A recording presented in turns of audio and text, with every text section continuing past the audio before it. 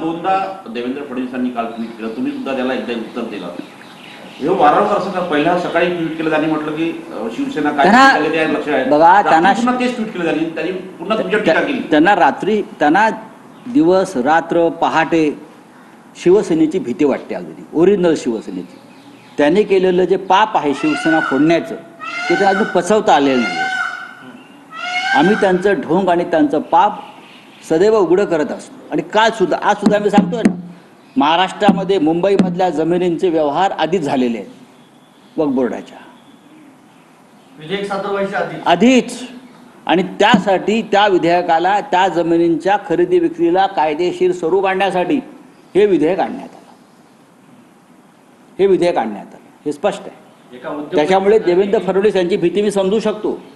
आम्ही त्यांना एक्सपोज करणार आहोत आणि करत आहोत. त्यांची भीती जी आहे हे आम्ही समजू शकतो.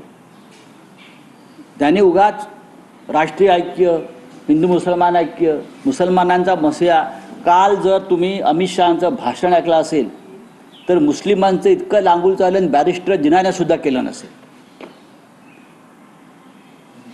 ओबीसीने केलं नसेल आणि शहाबुद्दीनने केलं नसेल. इतक्या भयंकर पद्धतीनं काल त्यांचं भाषण हे मुस्लिम लांगूल चालवण्याचा एक अत्युच्च नमुना होता. फक्त मुस्लिम, आम्ही मुस्लिमांसाठी हे करतोय, आम्ही मुस्लिमांसाठी ते करतोय, आम्हीच मुस्लिमांचे अल्लाह आहोत, आम्हीच मुस्लिमांचे पैगंबर आहोत. या पद्धतीचं भाषण पाकिस्तानचा निर्माता बॅरिस्टर मोहम्मद अली जिनाने सुद्धा कधी केला असेल तर मला दाखवावं. जे अमित शहा आणि त्यांच्या लोकांनी केलं. याचं कारण 2 लाख कोटीच्या जमिनी